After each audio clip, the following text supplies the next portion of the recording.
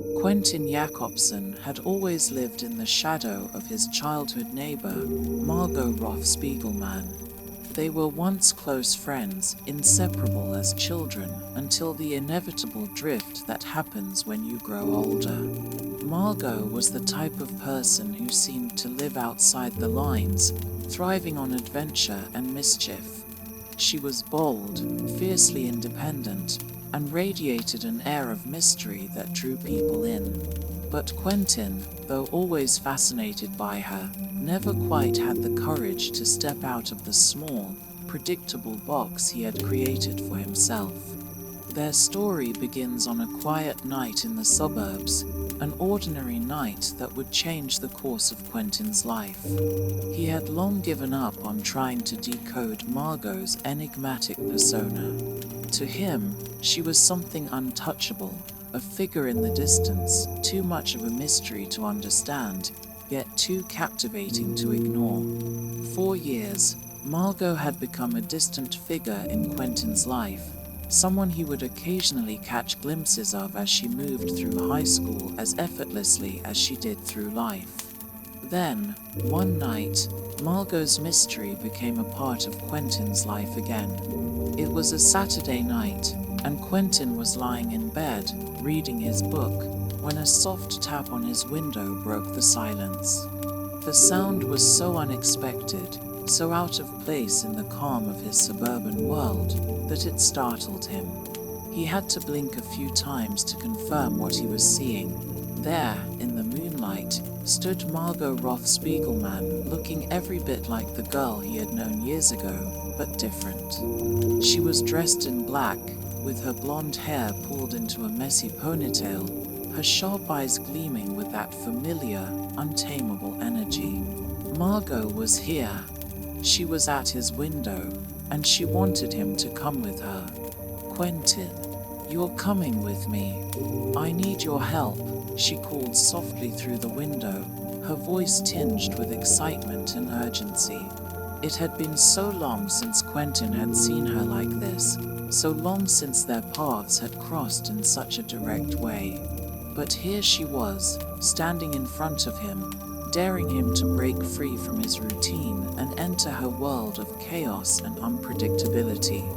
Quentin felt a surge of nervousness in his chest, but there was something irresistible in the way Margo spoke to him. He had never been able to resist her, and in that moment, he didn't even think twice before scrambling out of bed, throwing on some clothes, and stepping outside. Margo wasted no time. She pulled him into her world immediately, no questions asked, no explanations offered. The first thing she said to him was a single sentence that would define the course of their night. "We're going to have some fun." As they made their way through the familiar streets of their suburban neighborhood, Quentin couldn't help but be both thrilled and terrified. Margo was an enigma, a force of nature that he had never fully understood. She was always a few steps ahead of everyone, a few moves ahead of the game, and tonight, Quentin was about to find out what that really meant. Their first stop was the home of Margo's ex-boyfriend, a boy named Jace who had treated her terribly. The plan was simple but brilliant in its audacity. Margo wanted revenge, and she wasn't going to let anyone stand in her way. Armed with cans of paint, they snuck into Jace's house and began to cover everything in his room with messages meant to humiliate him. The exhilaration of the prank was palpable in the air, and Quentin couldn't help but laugh, even though a part of him felt guilty. But Margo seemed to take pleasure in these moments, exacting revenge, claiming control, making her mark on the world. To her, it wasn't just about fun, it was about asserting herself in a world that often felt small and constricting. Then, the night escalated, and their adventure took them even further. Margo led Quentin on a wild goose chase that would eventually involve breaking into a friend's house, sneaking through the school hallways, and pulling off stunts that defied logic and the rules of society. In each moment, Quentin felt like he was seeing Margo for the first time. He was learning things about her that he had never understood before. This wasn't just about pranks, it was about Margo's need to assert herself, to prove that she was different, that she was someone who couldn't be contained. But with each new scheme, Quentin also noticed something darker in Margo's behavior. There were signs of pain beneath the bravado, a deeper layer to her that she kept hidden from everyone, even him. It was in these moments, during the chaos and the adrenaline, that Quentin began to wonder what it was about Margo that had always intrigued him. He had always admired her from afar, but tonight, he felt like he was finally seeing the real Margo. She wasn't just the confident, fearless girl who ruled the school. She was someone struggling to make sense of a world that had never given her the space to truly be herself. Quentin could feel the walls between them breaking down, even if only for a few hours, and he started to hope that maybe, just maybe, there was a chance for them to reconnect. But just as quickly as it had begun, the night ended. They sat on a rooftop overlooking the city, the cool breeze brushing against their faces as they caught their breath after the night's madness. The sense of adventure was still hanging in the air, but something shifted between them. Margo had always been a mystery, but tonight, Quentin had thought he was starting to figure her out. She had let him into her world, allowed him to see the cracks in her carefully constructed facade. And yet, as the night grew late, she turned to him, her face soft and pensive, and said something that stopped him cold. "I'm leaving tomorrow, Quentin. I'm leaving for good."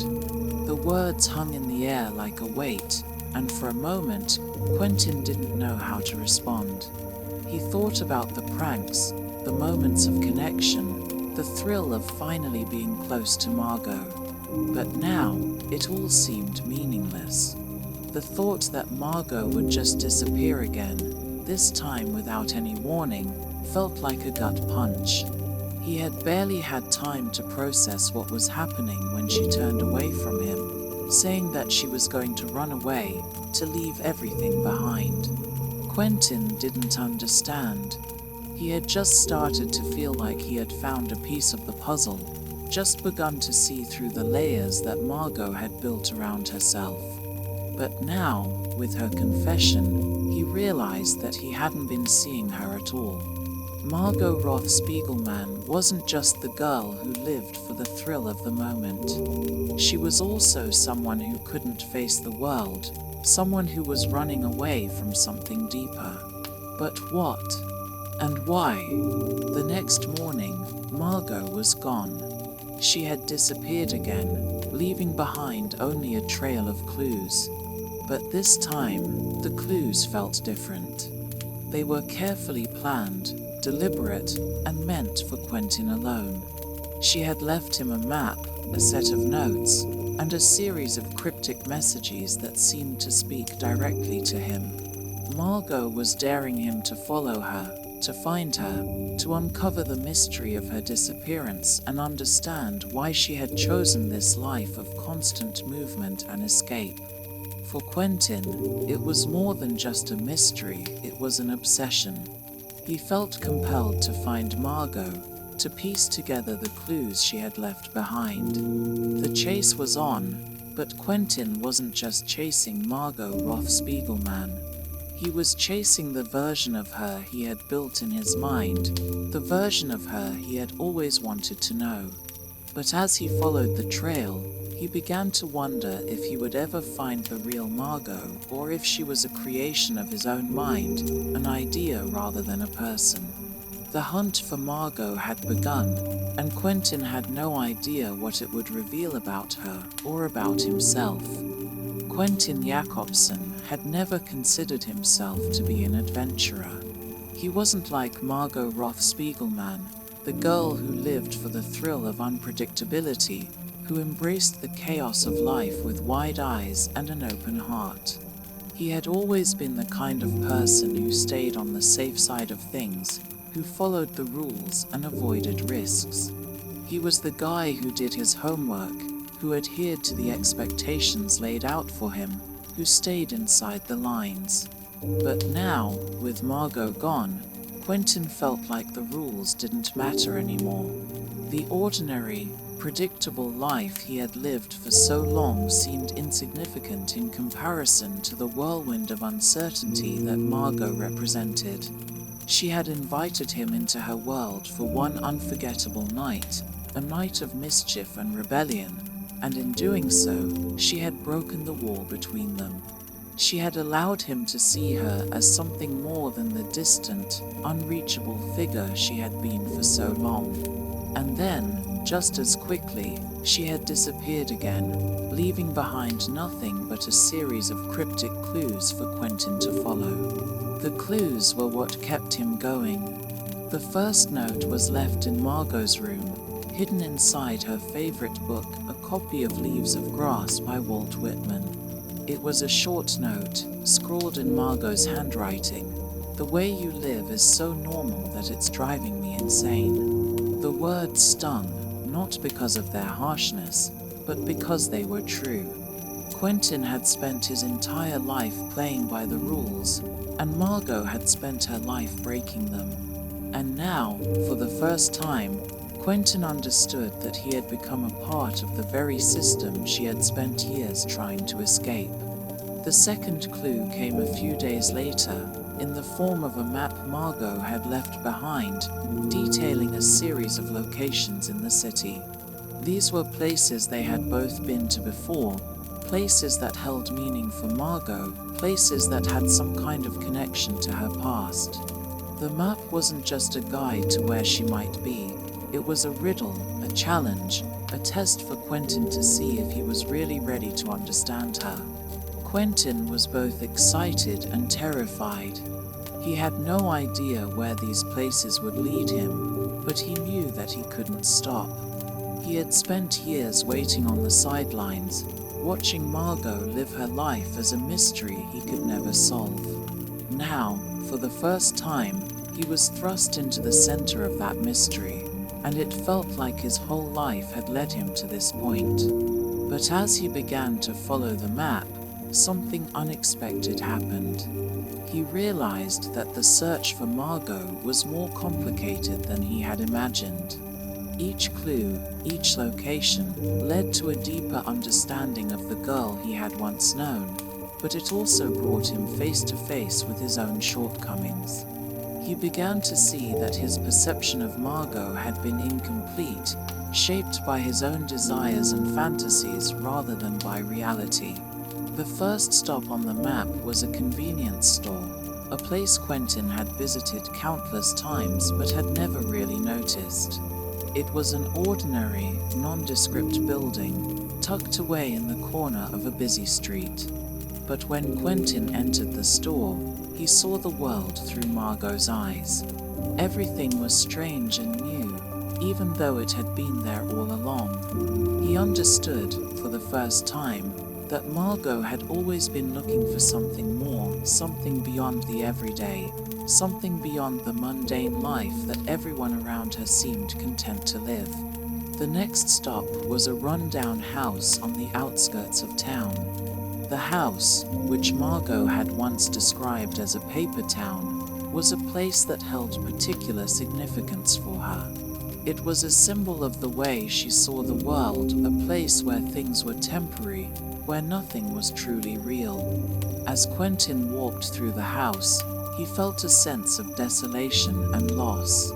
It was as if Margo had left behind a piece of herself in this place, a piece that Quentin could never fully understand. But as he continued his search, Quentin began to feel something else, an overwhelming sense of doubt.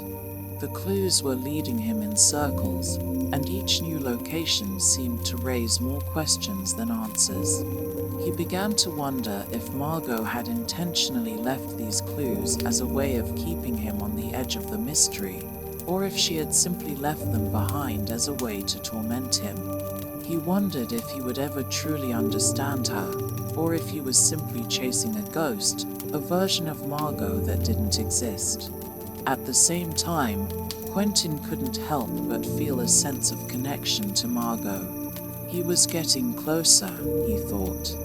He was understanding her in a way that no one else could. And yet, as he got closer to the truth, he began to realize that the more he learned, the less he understood. Margo had always been a mystery, but now, in her absence, she was becoming an enigma that he couldn't solve. Every clue he found seemed to be a reflection of his own confusion, a mirror that showed him just how little he really knew about her. Quentin's search for Margo also brought him closer to his friends, who had always been a bit of a background in his life. His best friend, Ben, and their friend, Radar, became his partners in this quest. Though they didn't fully understand why Quentin was so obsessed with finding Margo, they supported him, albeit in their own way. Ben's humor and Radar's intellect offered Quentin comfort as he ventured deeper into the puzzle Margo had left behind. Yet, as much as his friends helped, they also seemed to be disconnected from the emotional core of the quest. They didn't share his deep attachment to Margo, and for them, the clues were just a game, a quirky distraction rather than a life-altering mission. But for Quentin, the search wasn't just a game.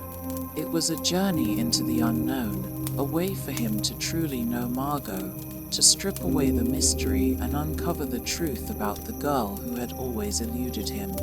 And in doing so, he began to uncover something about himself as well. His search for Margo became a way for him to step outside the confines of his own life, to break free from the safe, predictable world he had created for himself.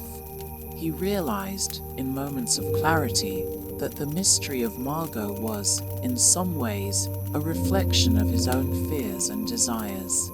As he continued on the trail she had left behind, Quentin became more and more consumed by the idea of finding her.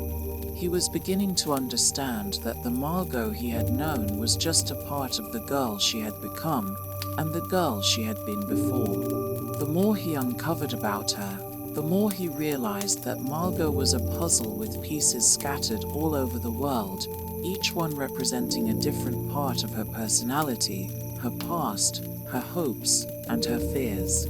But the deeper Quentin went into the search, the more he felt that he was losing his grip on reality. Was Margo truly out there, waiting for him to find her, or was she just a figment of his imagination, a girl he had constructed in his mind? Was she the perfect girl he had always dreamed about, or was she someone entirely different, a person who existed outside of his own projections?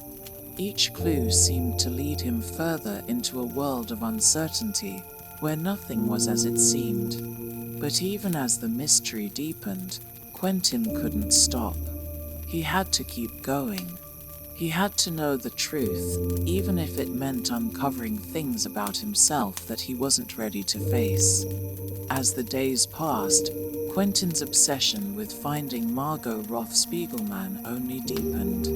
The clues she had left behind seemed to mock him at times, offering fleeting moments of hope only to dissolve into more questions.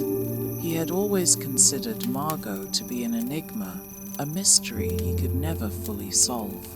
But now, as he scoured the town for her traces, he realized that the mystery was larger than he had ever imagined.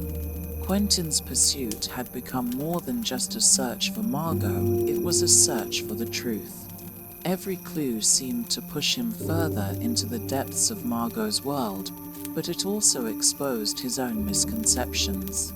The map she had left him, with its cryptic locations, led him to places that weren't just physically distant, but also emotionally isolating. Each place he visited seemed to have been a part of Margo's journey, but it was also a part of his own journey, one that he hadn't been prepared for. He was uncovering a version of Margo that was just as elusive as the girl he had known, But she was also someone he could never fully grasp, someone who, despite her boldness, had hidden parts of herself behind walls Quentin was not allowed to cross. At the same time, the search was starting to consume him. Every day, he grew more anxious, more fixated. The world he had known, the one that had been structured around predictability and routine, seemed distant now, irrelevant. His friends, Ben and Radar, tried their best to keep him grounded, but they had their own lives to deal with. They didn't understand how deeply Quentin felt about Margo, how much this search meant to him. To them, it was just a game, a quirky adventure they would look back on and laugh about one day. But to Quentin, it was everything. It felt like a calling, a purpose that had replaced everything else in his life. As the clues took him to abandoned buildings, to old and forgotten places in the town, and finally to the one place Margo had loved above all else, a secluded, overgrown patch of woods called the Paper Towns, he began to see things differently. The mystery wasn't just about Margo. It was about his own growing sense of identity. He was learning, for the first time, to challenge the rules that had kept him in place for so long. Margo had always been the one to break the rules, and in following her clues, Quentin was stepping into a new world, one where uncertainty was the only constant. But as Quentin delved deeper into the search, a feeling of dread began to creep into his thoughts. The idea of a paper town had always intrigued him. Margo had spoken about it as if it was a place that represented the illusions people created. It was a place of falsehoods, a place where things weren't real. To Margo, it was a metaphor for the world itself, a place where people built their lives on flimsy foundations, pretending that everything was okay when in reality, they were just going through the motions. The more Quentin thought about this concept, the more it resonated with him. He began to realize that Margo's escape from the world, her constant running away, wasn't just a quirk, it was a form of rebellion. She had been rejecting the world's constructed illusions for as long as he had known her. And now, as he followed her trail, he was beginning to reject those same illusions himself. Quentin's journey took him to an old abandoned building, a place Margo had once told him was the heart of the Paper Towns. It was a run-down, dilapidated structure that had been left to decay. The building's walls were covered in graffiti, and the windows were shattered, giving it an eerie, unsettling feel. As he entered the building, Quentin couldn't help but feel the weight of the place. It was a symbol of everything Margo had been trying to escape from, the emptiness of the world people had built around themselves. But as he explored the building, he found something that took him by surprise, a collection of notes, scribbled on scraps of paper, and photographs that Margo had left behind. It was clear that Margo had been here before. These were her thoughts, her reflections on the world that had always seemed so distant to her. In a way, it was as if she had been leaving behind pieces of herself for Quentin to find. He began to realize that Margo wasn't just running away from something, she was searching for something, too. She had been searching for meaning in a world that didn't seem to make sense. And in that moment, Quentin understood something important. Margo was just as lost as he was. She had been looking for answers, for truth, for a way out, just as he was. But the truth wasn't something that could be found by following clues or solving puzzles. The truth was something that was already inside of him. As Quentin stood there, in the heart of the Paper Towns, surrounded by Margo's remnants, he felt a deep sense of sadness wash over him. The girl he had once thought was so strong, so fearless, was just as fragile as anyone else. And perhaps, in trying to understand her, he had been missing the point all along. Margo wasn't someone to be solved. She was someone to be experienced, to be understood in a way that went beyond the surface, beyond the pranks and the adventures. But it was clear to him now that Margo didn't want to be understood in that way. She didn't want to be confined to anyone's expectations, not even his. He left the building with a heavy heart, knowing that the search was far from over. The next clue on the map took him to a location that felt eerily familiar, the very place where he and Margo had once shared a quiet moment as children. It was a spot in the woods where they had gone to escape the world, where they had found solace in each other's company. It was a place of peace, of innocence, and Quentin felt drawn to it now more than ever. But as he reached the clearing, he saw something that made his stomach drop. Margo's car, parked in the same spot where they had once sat together. The car was empty. She wasn't there. For a moment, Quentin felt like he had failed. He had followed the clues, but he had missed something important. He had been so focused on the idea of finding Margo, on solving the puzzle she had left behind, that he had lost sight of the real reason he had started the search in the first place, to understand her. The realization hit him like a ton of bricks. Margo had never really wanted to be found. She had always been running, not from the world, but from herself. And in trying to chase her, Quentin had been running from the truth. He sat in the clearing for a long time, contemplating the journey he had been on. The search for Margo wasn't about solving a mystery or uncovering a hidden truth. It was about understanding that some things, some people, couldn't be understood. And maybe, just maybe, Margo had known that all along.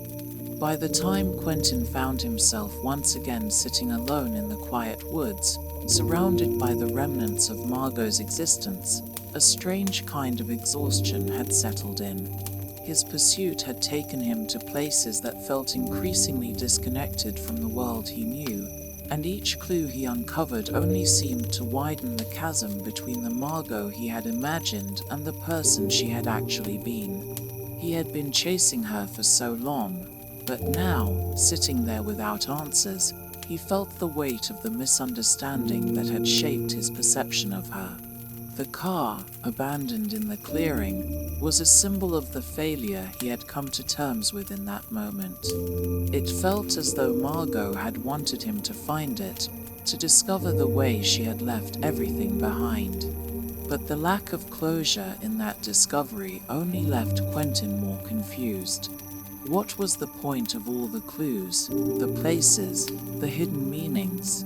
He had expected a revelation, some grand moment of epiphany that would make sense of the whirlwind she had led him on. Instead, he was left with more questions, each more complicated than the last.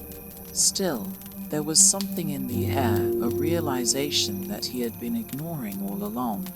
The clues had always led him outward, from place to place, but now he had to look inward. The search wasn't about finding Margo, it had been about finding himself. He had projected all of his fantasies and hopes onto her, seeing her as a perfect, untouchable figure whose mysteries could be unraveled with enough persistence. But Margo, as he was beginning to understand, had never been interested in being solved. She was not a puzzle to be put together. She was an experience, a whirlwind of contradictions that couldn't be neatly explained. And in trying to fixate on her, he had neglected the part of himself that was also broken. That night, Quentin's friends Ben and Radar arrived at the clearing, having caught up with him after a few hours of searching on their own. They were frustrated, not because they didn't care about Margo, but because they had begun to see the futility in the search. Radar had always been the pragmatic one, the one who questioned whether Margo even wanted to be found. Ben, on the other hand, was a good friend, though his eccentric humor often clouded his judgment. They didn't understand why Quentin was so consumed with finding her. To them, Margo had always been a girl who lived for adventure and chaos, someone who never stayed in one place for too long. "You really think she wants to be found?"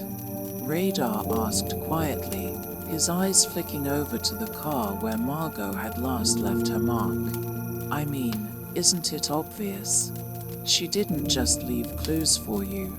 She left them for herself. She's trying to find herself, too." The words stung more than Quentin wanted to admit. He had always believed that Margo was different, someone who could never be defined by anyone else. But Radar's words hit closer to the truth than Quentin was willing to admit. Margo's disappearance wasn't a message meant for him. It was a reflection of her own inner turmoil, her own confusion and need to escape from a world that never understood her. Ben, meanwhile, was more focused on finding some way to make the situation lighter. He had a tendency to deflect serious emotions with humor, and though Quentin appreciated it, it also made him feel more alone. "Maybe she's just gone for good, Q. You know, like one of those people who go on spontaneous trips to Mexico and never come back. Maybe she's got her own thing going on now. Maybe she doesn't need this whole closure thing." The idea made Quentin feel uncomfortable, like a knife to the chest. He didn't want to believe that Margo could simply disappear without any reason or understanding. But as he sat there, looking at his friends' faces, he couldn't help but wonder if Ben was right. Maybe Margo was simply running away, as she had always done. But if that were true, why had she left the clues? Why had she tried to pull him into her world of madness, only to abandon him halfway through? As they spent the night in the woods, the weight of the question hung heavily over them. Quentin had begun to question everything he thought he knew. The further he ventured into Margo's world, the more he realized that her search for meaning had been far more complex than he had imagined. She had tried to escape her own life, to disconnect from the people who had failed to understand her. But in doing so, she had left behind a trail that had inadvertently pulled Quentin into her world. And now, as he stood on the brink of discovering the truth, he was beginning to wonder whether the answers he sought would bring him closer to Margo or push him further away. The next morning, the trio went back to the town, each of them lost in their thoughts, unable to shake the feeling that the search for Margo was drawing to an uncomfortable conclusion. Ben and Radar continued to offer their own theories about Margo's disappearance, each one more ridiculous than the last. Yet despite their jokes and light-hearted attempts to pull Quentin out of his funk, he couldn't shake the feeling that the search wasn't about finding Margo at all. It was about something bigger. It was about understanding why he had been so desperate to find someone who didn't want to be found. As the hours passed, Quentin finally reached a decision. He was going to stop searching. For the first time since Margo's disappearance, he decided to leave behind the mystery. He couldn't keep chasing after someone who didn't want to be found. The clues she had left behind, the places she had led him to, were nothing more than fragments of a life she had chosen to leave behind. Quentin had been trying to find a version of Margo that never truly existed, one that was more about his own projections than about the real girl. But just as he was ready to give up, something unexpected happened. While wandering through town, he stumbled upon one last clue. It wasn't a physical location or a cryptic note, but a simple thing, a connection. A part of Margo's life that hadn't been hidden behind metaphors or riddles. It was the part of her life she had left behind in plain sight for everyone to see if they only knew where to look. Quentin was struck by the simplicity of it. It was the missing piece he had been searching for, and it suddenly dawned on him. The mystery wasn't about Margo. It was about him. Quentin's heart raced as he stared at the final clue, one that Margo had left behind in a place he had overlooked for so long. It wasn't a cryptic map, a hidden message, or an elaborate prank. It was simple. It was the address of a building in the town, something that Margo had never discussed with anyone, yet something so obvious in hindsight that Quentin almost felt foolish for not having seen it earlier. He had thought the search was over, but now, as he stood in front of the building, a new chapter of his journey was unfolding before him. The building was unremarkable. It looked just like any other abandoned structure in the town, a dusty old place that had been left to rot over time. But there was a certain quiet elegance about it that reminded Quentin of the nature of Margo's adventures. She had always been the type of person who was both hard to pin down and impossible to ignore. Just like this building, she was often hidden in plain sight, her quirks and brilliance existing in the margins of the world, ignored by the very people who should have been paying attention. Quentin entered the building slowly, his footsteps echoing in the empty space. He could hear the sound of his breathing, of his thoughts spiraling as he realized that this was it, the moment when the pieces of the puzzle would finally fall into place. And yet, even as he stood there, he couldn't shake the feeling that the answers he sought were not the ones he had imagined. The person he had been chasing, the girl he had idealized, was not the Margo he was about to find. Inside, the building was dark and silent. Dust covered the windows, casting everything in a faint, almost haunting glow. There were scattered books and old furniture, but nothing that seemed to scream Margo. Yet as Quentin explored, he felt a quiet tugging at his chest, a sense of recognition, as though he had been here before. The building felt familiar, but also distant, like something from a dream he had forgotten but never fully left behind. It was in these quiet moments that he started to realize that Margo hadn't just left clues for him. She had left herself here for him to discover. And the real mystery had been about understanding the world she had created in her mind. As Quentin wandered deeper into the building, his mind was filled with questions. Why had Margo chosen to hide in such an inconspicuous place? Why had she left all of these scattered remnants behind for him to find? It was clear now that the answers were never going to be as simple as he had hoped. Margo wasn't just running away from her life, she was trying to make sense of it. Her journey was not just an escape from the people she had known, but a desperate attempt to come to terms with the dissonance between the person she wanted to be and the person she was expected to be. It was in one of the back rooms of the building that Quentin finally found something that made everything click. It wasn't a letter, or a clue to the next location, or a message of any kind. It was a photograph. It was a simple black and white picture of Margo, but it wasn't one that Quentin had ever seen before. In the photograph, she was sitting on a park bench, smiling, carefree, and looking as though she had just been caught in a moment of happiness. But what struck Quentin most about the photo wasn't Margo's smile or her carefree nature. It was the way she looked directly at the camera, as if she was aware of something the rest of the world wasn't. There was a knowingness in her eyes, a secret that she hadn't shared with anyone. Quentin felt a wave of realization wash over him. This wasn't just a clue to Margo's disappearance. It was a symbol of the way he had always viewed her, as someone who was constantly running, constantly hiding, and constantly searching for something that could never be found. But in that moment, Quentin understood. Margo had never been trying to hide from the world. She had been trying to find herself. The clues, the games, the disappearances, they were all part of a larger story about someone who was struggling to reconcile the two sides of her identity, the Margo the world saw, and the Margo she saw when she looked in the mirror.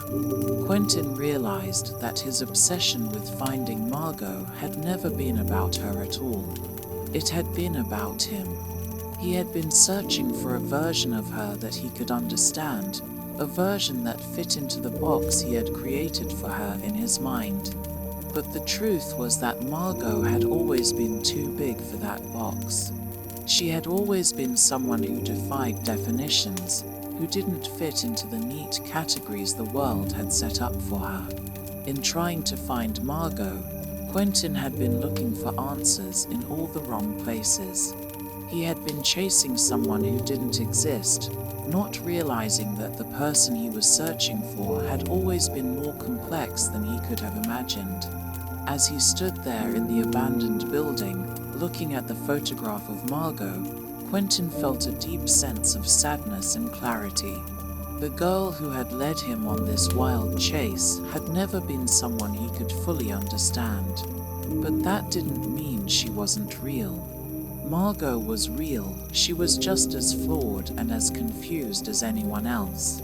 And as much as he had tried to find her, to decode her every move, the truth was that he had missed the most important part. Margo was a person, not a puzzle. Quentin left the building with a feeling of acceptance that had eluded him for so long. He had gone on this journey expecting that the answer to his search for Margo would provide him with a sense of closure, that it would fix all the misunderstandings that had plagued him. But the truth was that there was no neat resolution.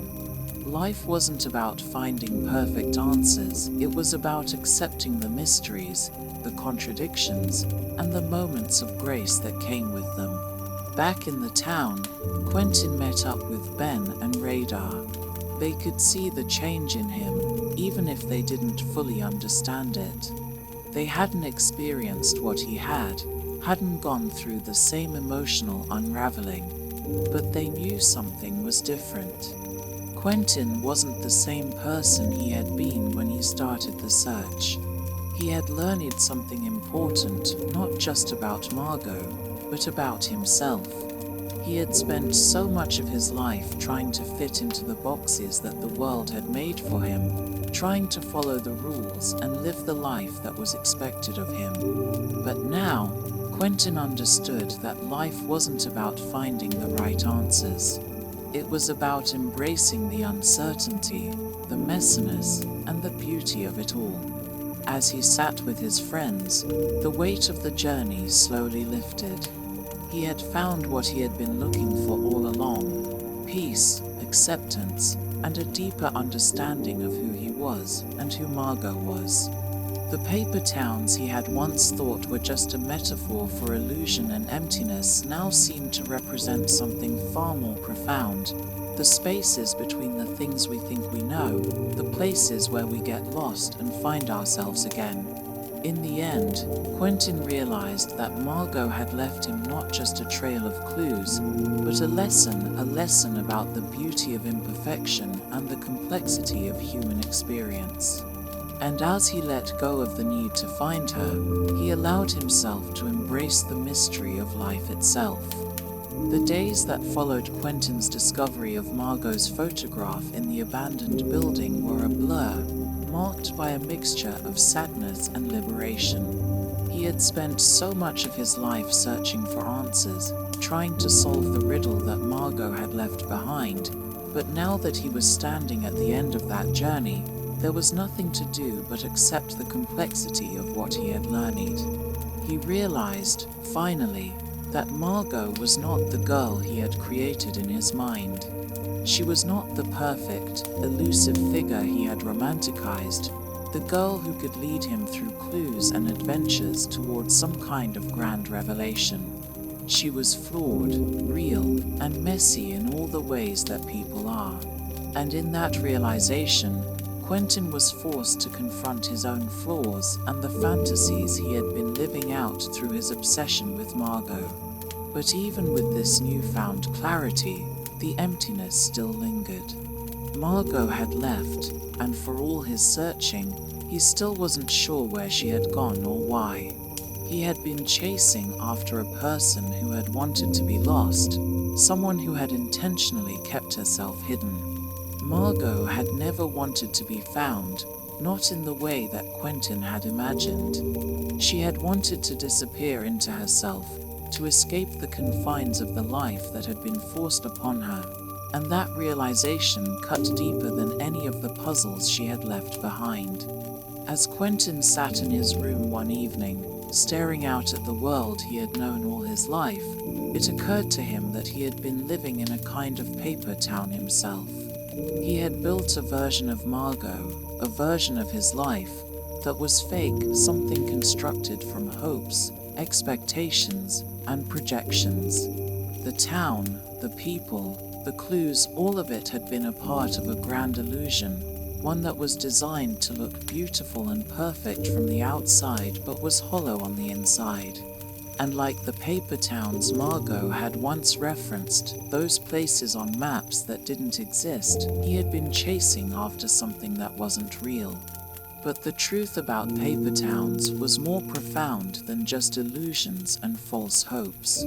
A paper town wasn't just a map or a representation of something non-existent, it was a metaphor for the lives we all lead, the identities we create for ourselves, and the personas we wear to fit into the world around us. Quentin had been so focused on understanding Margo, on figuring out who she was, that he had never stopped to ask himself who he was. He had built his own paper town out of the idea of Margo, and now that he was standing outside of it, he could see how fragile it all was. As the days turned into weeks, Quentin returned to the familiar rhythms of life in his small town, but everything felt different now. The streets, the houses, the places he had once known so well all seemed empty and unimportant, as if the very fabric of his reality had unraveled in the wake of his journey. He felt disconnected from the world, but it was no longer in the way he had once imagined. He didn't feel like he was searching for something anymore. Instead, he felt like he had been searching for himself all along. And yet, as much as Quentin tried to let go of the search, there was still a part of him that couldn't shake the feeling that something was missing. Margo's disappearance was not just an event, it was a statement. She had left behind so much more than physical clues. She had left behind an entire way of thinking about the world, about people, about relationships. The realization that she had never wanted to be found was painful, but it was also liberating. Margo had never owed him anything, and in a way, the fact that she had disappeared so completely was her final act of freedom. She had freed herself from the expectations of everyone around her, and in doing so, had left Quentin to face the realities of his own life. In the quiet moments after his discovery, Quentin found himself thinking about the people he had left behind in the pursuit of Margo, his family, his friends, and the people who had loved him.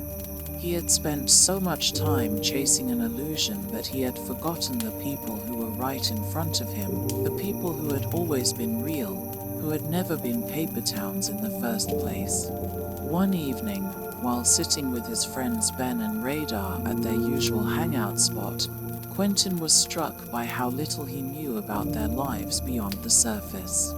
Ben, who had always been the comic relief, was struggling with his own sense of inadequacy. Radar, the logical and precise one, was dealing with the pressures of his scholarship and his future. They were both living their own versions of paper towns, building identities and futures based on expectations that had been placed on them long before they ever had a chance to choose their own paths. "Do you ever feel like we're just going through the motions?" Ben asked, his tone unusually serious.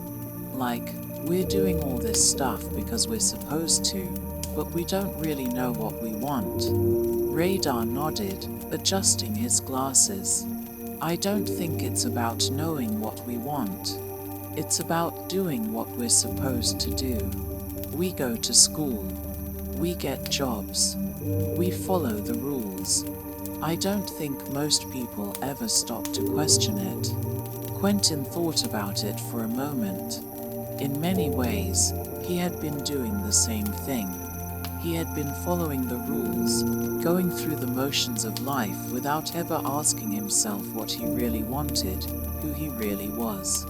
Margo had left to escape those expectations, but in the process, she had forced Quentin to confront the fact that he had been living his own version of a paper town.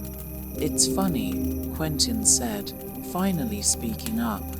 "I spent all this time trying to figure out Margo, and in the end, I realized I wasn't really trying to understand her. I was trying to understand myself. I've been chasing these paper towns, these ideas of who people are, without ever really seeing them for who they are." Ben and Radar exchanged a look, but neither of them said anything. They didn't need to. Quentin knew that, in his own way, they were both realizing the same thing. The world wasn't as simple as the map they had drawn for themselves. They had to live in the mess, in the spaces between the lines, and learn to build something real out of the things they could never fully understand. The next day, Quentin found himself standing at the edge of town, staring out at the horizon. It was the first time in a long time that he felt at peace with the uncertainty of life. He didn't know what came next. He didn't know where Margo had gone or why she had left. But he was learning that the answers didn't matter as much as he thought they did. The world was full of paper towns, of illusions and projections, of identities that were constantly changing. And all he could do was keep walking, keep searching, and hope that one day he would find a version of himself that was more real than the one he had built for himself. It had been weeks since Quentin's discovery of Margo's photograph and his realization that his search had always been about himself more than her. His life had shifted, though not in any grand, dramatic way. There were no sweeping changes or epiphanies that immediately altered the course of his existence. But there was something new in him, a quiet understanding that had seeped into his bones. Margo Roth Spiegelman had never belonged to him, and he had never truly belonged to the version of himself that he had constructed in his search for her. It wasn't just about finding her anymore. It was about accepting the mess of who they were as individuals, and in that acceptance, there was a sense of freedom. The days that followed were a mix of contemplation and slow adjustments. He found himself staring more often at his surroundings, the streets of his hometown, the people in his life, the places he had always taken for granted. Everything felt more temporary, more fragile than it had before. There was a beauty in the mundaneness, in the ordinary humdrum of life, but there was also a profound emptiness, a space that had once been filled with the idea of Margo that now seemed like nothing but a dream he had been chasing. Quentin's relationship with Ben and Radar had changed, too. It wasn't as if they had drifted apart, far from it. But Quentin had begun to see them in a different light. He had always thought of Ben as a source of comic relief, someone who could make light of any situation. But Ben had his own complexities, his own insecurities. Radar had always been the pragmatic one, the voice of reason, but even he was dealing with his own pressure, the pressure of trying to live up to a legacy, trying to be perfect for his family, trying to conform to the expectations of his scholarship and his future. They were all living their own versions of paper towns, constructing identities for themselves based on the expectations placed on them long before they had any say in the matter. And yet, in the midst of all their own journeys of self-discovery, they had become a steadying presence in each other's lives. One evening, as they sat in their usual place, Ben's basement, Filled with the noise of their favorite music and the familiar chatter, they found themselves talking not about Margo, not about what had happened or where she had gone, but about themselves. It was strange, really, how often they had talked about everything except themselves. The search for Margo had occupied so much of their attention, but now there was something unspoken between them all, the realization that they, too, were in need of understanding. Do you ever wonder if we're all just... Ben trailed off, tapping his fingers on the edge of his beer bottle. I don't know, doing what we're supposed to do, but not really living. Quentin looked at him. I mean, isn't that what we're all doing? Like, we go to school because we're supposed to, we get jobs because we're supposed to, we just keep moving forward. Radar frowned, adjusting his glasses. Yeah, but sometimes I feel like I'm stuck in a loop. I do all this work, all this planning, but it's like I'm just playing a role, you know? Like I'm not even sure if I'm doing it for myself or for everyone else. Quentin nodded. The words resonated more than he cared to admit. He had spent so much of his time trying to figure out who Margo was, trying to solve the puzzle of her disappearance, and in doing so, he had neglected to truly ask those questions about himself. Who was he, beyond the role he played as the best friend, the guy who followed the rules, the guy who fit into the boxes everyone else had created for him? I think we're all kind of living in paper towns, Quentin said, his voice quieter than usual. Like, the identities we create for ourselves, they're like maps of places that don't exist. We think we know who we are, but we're just constructing versions of ourselves based on what other people think we should be. Ben raised an eyebrow. You mean like a version of us that doesn't even exist? Exactly, Quentin said. And we spend so much time trying to live up to those versions, we forget that we're allowed to make our own map. We're allowed to be lost. Maybe that's part of it, realizing that there's no one right version of who we're supposed to be. We don't have to have everything figured out. Ben and Radar were quiet for a moment, absorbing the weight of Quentin's words. It wasn't easy, being so open with them. They had always been his friends, but this was new. This level of honesty, of vulnerability, was something they hadn't shared before. And yet, in the midst of that conversation, something shifted between them. It wasn't just about Margo anymore. It was about themselves and the ways they had all been living in their own paper towns. Later that night, after Ben had gone home and Radar had disappeared into his room with a stack of books, Quentin lay in his bed, staring at the ceiling. The silence in the room was loud, almost deafening. He hadn't realized how much noise had been filling his mind all this time, the noise of expectations, of hopes, of the idea that Margo could somehow fix everything. But now, in the stillness, he understood. Margo had never been the answer. He had thought that by finding her, he would find some kind of resolution, some kind of final answer to the riddle of his life. But the truth was that Margo was never meant to provide answers. She was a part of his journey, a catalyst for his own growth, but she wasn't the destination. The realization was both liberating and humbling. Margo had left clues, yes, but they had led him not to a specific place, but to a realization about the nature of life itself, that it was messy, it was unpredictable, and it was full of contradictions. Margo had created paper towns, but so had he. And just as he had been trying to find her through the false maps he had drawn for her, he had been drawing his own false maps all along. Quentin sat up, grabbing his phone from the nightstand.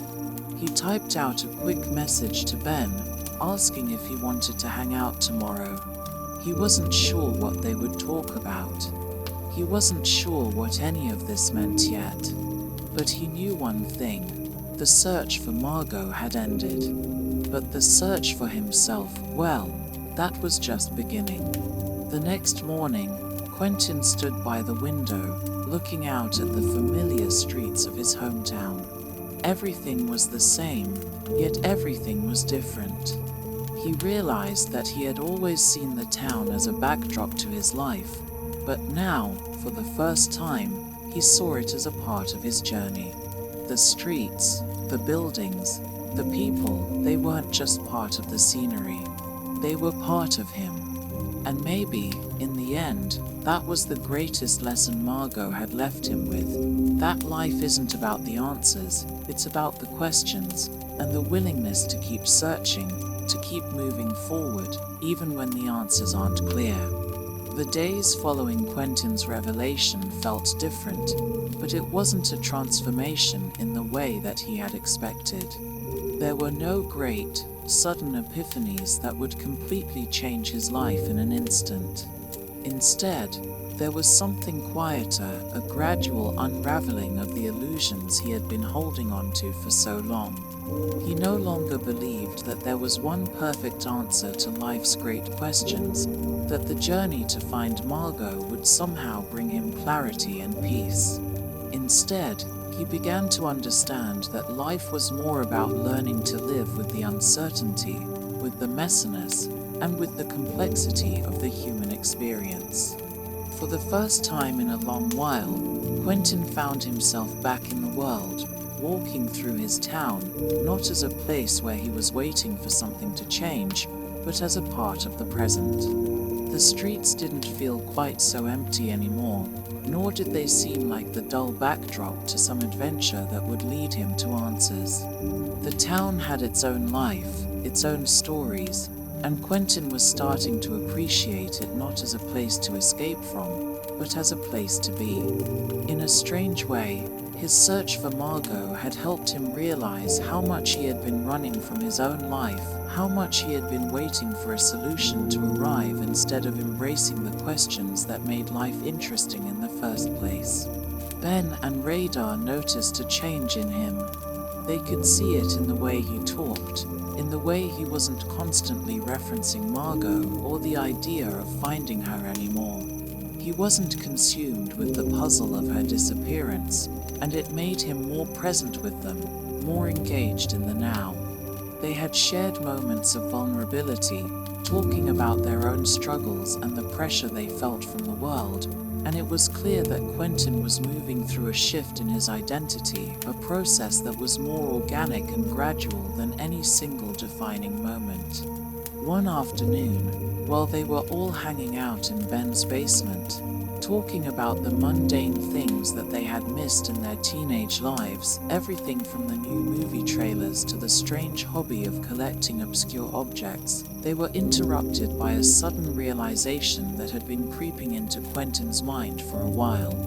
Do you guys ever think that we're not really living the life we should be living? Radar asked, leaning back against the wall, his glasses slipping down his nose. Like, we're just doing what we think we're supposed to do, but it's not the life we want. Quentin nodded. Yeah, I've been thinking about that too. Like, I've spent so much of my life just trying to follow the map that I thought I was supposed to follow. But I don't even know if it's the right map. I was chasing after Margo for so long that I forgot to ask myself if this is the life I really want. If I'm even the person I want to be. Ben gave a low whistle, as if he was impressed by the depth of Quentin's realization. Well, that's a little heavy, Q. But yeah, I've been thinking about that too. Like, what if we've been living in these paper towns for our whole lives, building up these versions of ourselves that aren't even real?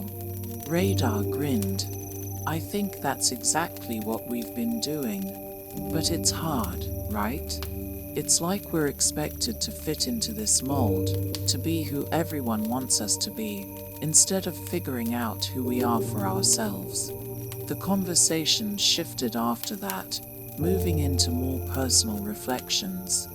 The pressure of expectations weighed heavily on all of them. Ben, with his need to be seen as the funny, carefree guy, Radar, with his obsession with grades and perfection, and Quentin, with his internalized idea of who he was supposed to be in relation to Margo and his life. But as they talked, there was an underlying sense of relief in the room. For the first time in ages, it seemed like they were all willing to admit the truth about their lives. They weren't sure who they were, and they weren't sure who they were supposed to be. But that was okay. In fact, it might even be a good thing. You know, Ben said after a long pause, maybe we don't have to have it all figured out. I mean, we're still kids, right? We're not supposed to have it all figured out. We just have to keep moving, keep learning. And that's the adventure, not the destination. Quentin smiled, feeling a weight lift off his chest. He had spent so much time trying to solve things, trying to find answers that fit into the neat little boxes of his understanding. But now, in the midst of the messy, uncomfortable reality of his life, he understood that there wasn't one answer. There was just the experience of living, and that was enough. As they sat there, continuing to talk about everything and nothing, something in Quentin clicked. He didn't need Margo's answers, or anyone else's, to figure out who he was. He was still on a journey, but it wasn't one that had a clear destination. It was about learning to be comfortable in the uncertainty, about accepting that he might never have the answers to all the questions he had. The next few days were quieter. Quentin returned to the familiar rhythms of life, but now with a sense of calm he hadn't felt before. He took his time walking around town, noticing the little things he had missed, the way the sun hit the rooftops at dusk, the old bookstore that smelled of paper and dust, the sound of children playing in the park. He was no longer obsessed with finding something that was lost. He was learning to appreciate the present moment, to let go of the pressure to be anything other than who he was in that moment. One evening, after a long walk, Quentin found himself standing by the water's edge, looking out over the small town he had always known. The horizon stretched before him, limitless and uncertain, but for the first time, he felt at peace. He didn't need answers anymore. He didn't need to find Margo or solve the puzzle of who she was. Instead, he was starting to realize that the puzzle wasn't just about others, it was about himself. It was about understanding who he was in the world and learning to live with that uncertainty. As he stood there, staring at the water, he remembered the words Margo had written in the letter she left behind. What a treacherous thing to believe that a person is more than a person. It was one of the most profound things Margo had ever said to him, and now he truly understood what she meant. He had spent so long believing that Margo was some kind of myth, some perfect, unreachable person who would give him all the answers. But now, he saw that she was just like him, a person, complex and flawed and messy. And maybe that was the greatest lesson of all, to see people, including himself, not as projections of who he wanted them to be, but as the complicated, imperfect people they truly were. The weeks slipped by like pages turning in a forgotten book. Quentin's life had settled into a quiet rhythm. The intense search for Margo, the frantic pursuit of a resolution, was now a thing of the past. He still thought about her often, but not in the same way. His feelings for her had evolved, changed shape. There was a bittersweetness in the realization that Margo had never truly been the person he had built her up to be. He had projected his hopes, his desires, his ideas about adventure onto her, and the search for her had been, in many ways, the search for himself. But now, he could see her for who she truly was, not a myth, not a symbol of escape, but a real, complex person. And in that understanding, there was no final resolution, no triumphant moment of discovery, just an acceptance that the journey itself had been valuable not because it had led to Margo, but because it had led him to a deeper understanding of himself and the world. It was a strange thing, this new feeling of peace. Quentin wasn't sure when the tension had started to drain from his shoulders, but it had. He no longer felt like he was on the cusp of some great revelation, nor did he feel the need to chase after things that didn't belong to him. He had found solace not in the answers to his questions, but in the questions themselves, the constant, unfolding nature of life. It was a humbling realization, one that made him appreciate the quiet moments more. There was no urgency anymore, no sense that he had to solve something to feel complete. For the first time, he was content with the uncertainty. Yet, that didn't mean that his life had stopped being complicated. He still had his friends, his schoolwork, his family, and the pressures that came with them. But the clarity he had gained made everything seem more manageable, more authentic. It wasn't about achieving some idealized version of himself. It was about navigating the realities of who he was right now, in the present. There was something comforting in this, something freeing. One evening, after school, as he was walking to his car, Quentin was surprised to see Ben waiting for him by the curb, looking unusually serious.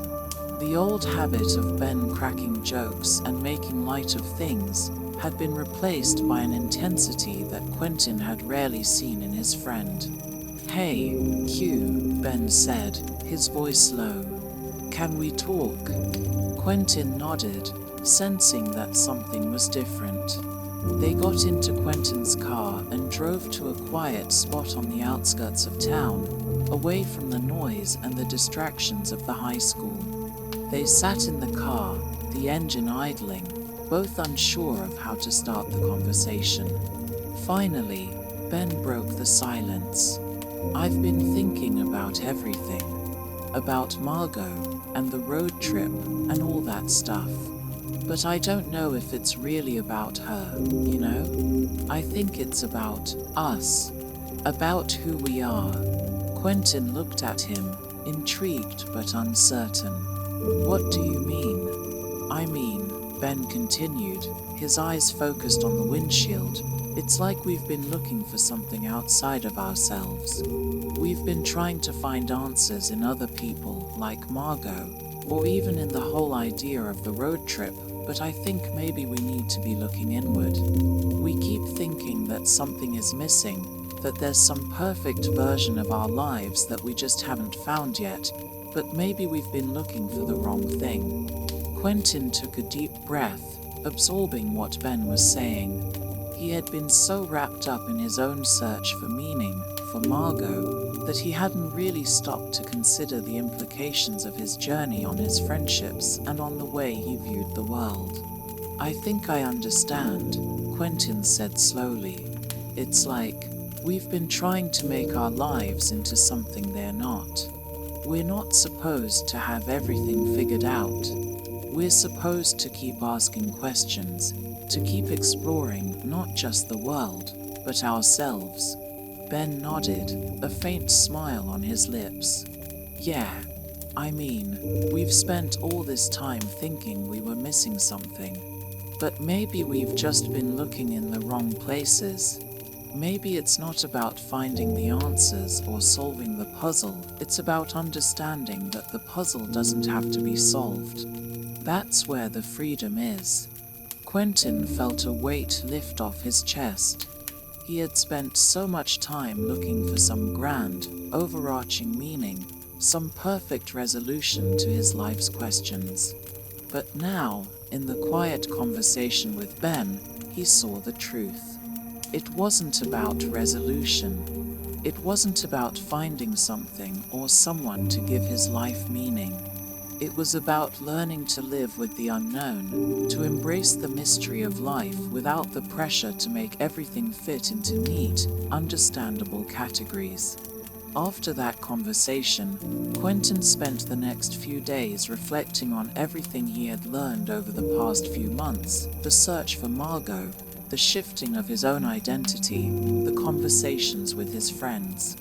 He began to understand the difference between what he wanted and what was real, and it was a sobering, yet liberating realization. He had spent so much time fantasizing about the perfect life, about the idea that there was something out there waiting for him to find it, but now he saw the fallacy in that thinking. The idea of perfection, of answers, was a mirage. Life was about the questions, the uncertainty, and the search that never quite ended. But in that endless journey, there was meaning. The weekend rolled around, and Quentin made a decision. He wasn't going to try to find Margo anymore. It wasn't about her. It was about him, about taking control of his own path, regardless of the people or things that had once defined him. He didn't need to find answers in others. He needed to start looking inward. He called Ben and Radar, asking if they wanted to meet up. They gathered at their usual spot, and for the first time in a long while, there was no grand philosophical conversation, no talk of Margo or searching for answers. Instead, they just talked about their lives, the small, everyday moments that made up their existence. And in that simple exchange, Quentin felt a shift. He realized then that maybe the paper towns were not just places that didn't exist. Maybe they were metaphors for the lives they had been living, lives built on expectations, on projections, on things that weren't real. And in that realization, he could finally let go of the idea that he needed to escape them. Instead, he could live in them, fully and completely. The distance between him and the things he wanted, Margo, certainty, perfection, began to close. And in that gap, he found something unexpected, peace. As they sat together that evening, surrounded by the simple noises of life, cars passing, people laughing, the occasional dog barking, Quentin realized that he wasn't looking for something that didn't exist anymore. He wasn't searching for Margo or for answers that had eluded him for so long. He was just living, learning to exist in the here and now. And that, he thought, was enough. The weeks after their last conversation passed slowly but meaningfully. Quentin spent the final days of summer looking at the world with a new perspective. The same streets, the same faces, and the same routine felt different, somehow richer, fuller, as if the world had always been waiting for him to notice it, to be present in it, rather than constantly seeking escape or searching for answers that weren't meant to be found. It was as if the world had always been there, and he had simply needed to change the way he saw it in order to truly live within it. He was no longer obsessed with the idea of solving life's mysteries. The search for Margo had been a pivotal experience, but it had taught him that the answers he had been searching for were not out there somewhere, nor were they tied to one person or one event. Instead, the answers were in the journey itself, in the way life unfolded one day at a time. One afternoon, as he sat in the park with Ben and Radar, watching people stroll by, Quentin let himself just be. No more questions, no more expectations. He had come to realize that life wasn't a puzzle to be solved, nor was it something to escape. It was simply to be lived, fully and completely, as it came. "I've been thinking about the whole Margo thing," Ben said, breaking the comfortable silence. "And you know, for the longest time, I thought I was supposed to be in control, to have everything figured out. But the truth is, I've been running from things I didn't want to face, running towards some idea of who I was supposed to be. But now I see it, I was running in the wrong direction. Quentin nodded, feeling an unspoken bond in that moment. Yeah, I get that, he replied. It's like we've all been trying to live someone else's story, or trying to fit ourselves into these boxes that weren't made for us. But the truth is, we're all just trying to figure it out, one day at a time. We don't have to have it all figured out now. Radar leaned back on the grass, his fingers tracing patterns in the dirt. Yeah, and sometimes the answers aren't even as important as the questions. Maybe the whole point of life is just to keep asking. The conversation had taken a turn that Quentin hadn't expected, but he found himself agreeing. The search for answers had been important. It had helped him understand himself and the world in ways he couldn't have imagined before, but now he understood that life was not about reaching some destination or final revelation. It was about learning to live with the uncertainty, the questions, the mystery. As the sun began to set, casting a golden light over the park, Quentin thought about how much he had changed. He was no longer the person who had searched for Margo as if she held the key to all his problems. He wasn't the boy who thought that he had to find the perfect ending to a story that was never meant to have one. Instead, he was someone who was learning to accept life for what it was, messy, imperfect, and full of surprises. That evening, he went home and found his parents sitting in the living room, talking about some family event coming up. They looked up as he entered, and his mom smiled at him. "How was your day, honey?" "Good," he replied. "Just spent some time with Ben and Radar." "Nothing special." She raised an eyebrow. "Nothing special. I'm sure they had some good stories to tell." "Yeah, I guess," Quentin said, shrugging. "But I guess I've come to realize that the really important stuff isn't in the stories we tell. It's in the living we do, right now. The little things, the stuff that happens when you're not looking for something big or for answers." His dad smiled knowingly from his armchair. "Sounds like you've learned something important." Quentin nodded. "Yeah, I think I have. It's like, we all go through life thinking we're supposed to be chasing something. Chasing answers. Chasing who we're supposed to be. But it's more about just being okay with where we are, and not being afraid of what's unknown. I don't need everything to make sense, I just need to live it." The next few days passed quietly, and Quentin continued to reflect on the lessons of the summer. He knew that he wasn't perfect, that he still didn't have all the answers, but he had learned to stop looking for them in the places he thought they would be. He had learned to look inward, to be okay with uncertainty, to let life happen. One night, as he walked home from his last summer hangout with Ben and Radar, he passed by the street where Margo had lived, the street where their adventure had started. For a moment, he thought about going to her house, about wondering if she was still there, if she was still out there somewhere, living her life. But instead, he just stopped in the middle of the sidewalk, looking up at the stars above. He realized that he no longer needed to chase after her, or anyone else, to find meaning in his life. He had already found it, in the quiet moments, in the friendships, and in the way he had started to look at the world. The road to understanding had never been about finding Margo, it had been about finding himself.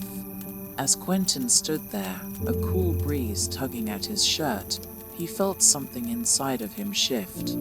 He didn't need to search anymore. He didn't need to fix anything. He just needed to live.